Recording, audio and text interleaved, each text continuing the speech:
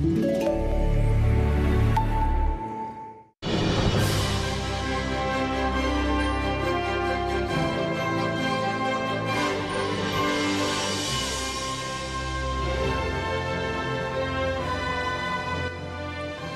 noite. Mais de metade das urnas na América já estão fechadas. Começa aqui a noite eleitoral americana na RTP. Os primeiros estados encerraram há 1 hora, incluindo o primeiro estado oscilante. O estado da Geórgia encerrou à meia-noite, hora de Lisboa. E à meia hora, meia-noite e meia, encerrou o estado da Carolina do Norte, que é outro estado oscilante. Há poucos minutos foi a vez de fechar aquele que é o mais decisivo de todos, o terceiro estado oscilante a encerrar, o estado da Pensilvânia. Como estes 13 estados oscilantes encerraram, os resultados da contagem de votos começaram já a sair. E, Maria Nobre, quais são então os primeiros dados resultantes da contagem real dos votos? É isso que vamos ver agora, Zé. Boa noite. Vamos olhar para esses 2 estados oscilantes de que falavas, começando pela Geórgia, que nesta altura e de acordo com a AP tem uma tendência republicana, portanto uma tendência para Donald Trump. De referir que estas são projeções que nos chegam através da Associated Press, projeções que fazem, no fundo, uma mistura entre projeções e também os resultados que já vão sendo contados. Nesta altura, olhando então para esse importante estado da Geórgia, conseguimos perceber, através destes dados, que Donald Trump vai à frente com 55,4%, seguido de Kamala Harris com 44,1%. No entanto, é de sublinhar que até aqui há apenas 33% dos votos calculados. Depois, importa também olhar para outro estado, como referias, o estado da Carolina do Norte.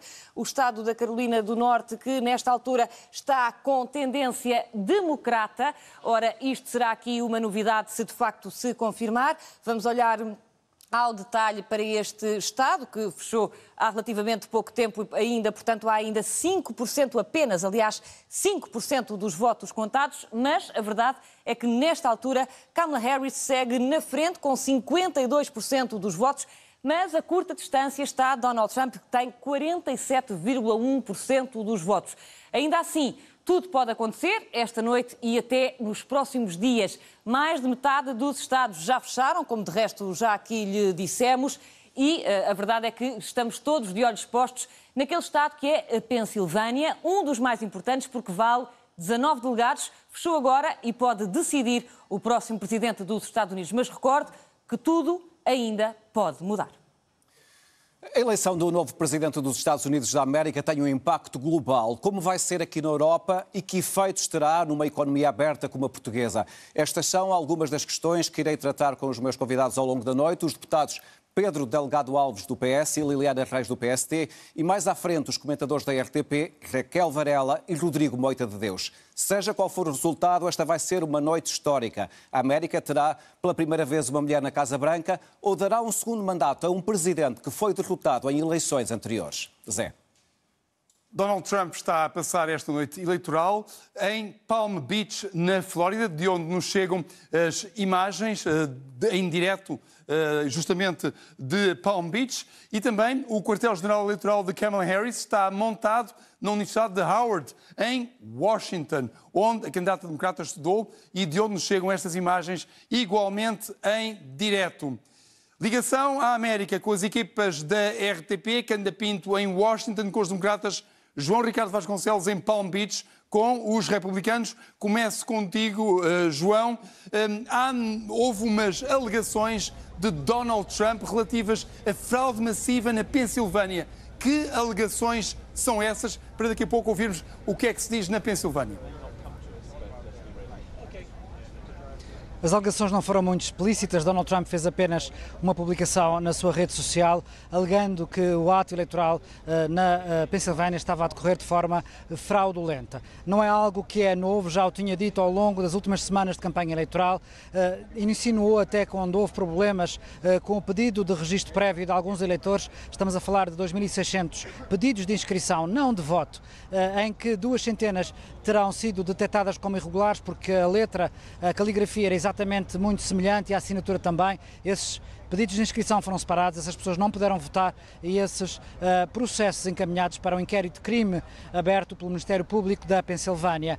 Não é um argumento novo, é um argumento que foi treinado nas eleições de 2020, quando, por exemplo, Donald Trump tentou travar a contagem do voto por correspondência, que nessa altura, numa eleição em pandemia, aconteceu de forma massiva e, por exemplo, os seus apoiantes no estado do Michigan, mais propriamente na cidade de Detroit, onde estivemos, na noite eleitoral, na Assembleia Municipal onde se contavam os votos, tentaram com violência, entraram no edifício e tentaram travar a contagem de 160 mil votos, principalmente da comunidade afro-americana, que favorecia o voto no candidato democrata de 2020, Joe Biden. Esta é, no fundo, uma tentativa para acelerar uma desculpa caso perca esta eleição. Se em 2020 o argumento era de que o voto massivo era ilegal porque não existia identificação, as pessoas não juntavam fotocópia do seu bilhete de identidade, desta vez o argumento de Donald Trump é que o voto está a ser fraudulento porque estão a votar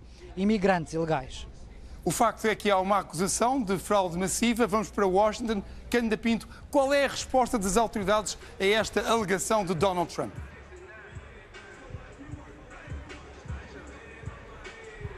Bom, a resposta das autoridades da Pensilvânia é que essas alegações não têm sentido, que apenas o Partido Republicano fez essas alegações e que isso não tem sentido. Aliás, as autoridades têm dito que estão muito vigilantes, que se prepararam muitíssimo bem para as autoridades que têm a ver com o processo eleitoral, que se prepararam muito para que este ato eleitoral decorra com o mínimo de incidentes, dado o clima polarizado em que esta eleição decorreu, com uma grande crispação de parte a parte, portanto houve um cuidado enorme em tentar que nada pudesse perturbar os atos eleitorais. Para além disso também, enfim, houve ameaças, já hoje foram registadas no estado da Geórgia, ameaças de bomba em algumas assembleias de voto que acabaram por ser evacuadas, mas depois a votação prosseguiu e as autoridades da Geórgia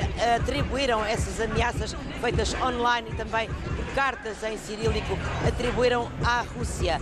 De qualquer modo, as autoridades têm sido muito claras de que o processo não está em causa nesta eleição e que não há espaço também para que estes incidentes possam tomar uma proporção maior. E, de facto, em todo o país que esteve a votar, não houve relato de incidentes em grande quantidade. São incidentes muito localizados. Voltaremos mais daqui a pouco em ligação direta aos Estados Unidos. As eleições americanas são peculiares no sentido em que não há projeções à boca das urnas, como fazemos aqui em Portugal. O que há é as sondagens feitas nos últimos dias, que são cruzadas com os dados de contagem efetiva de votos.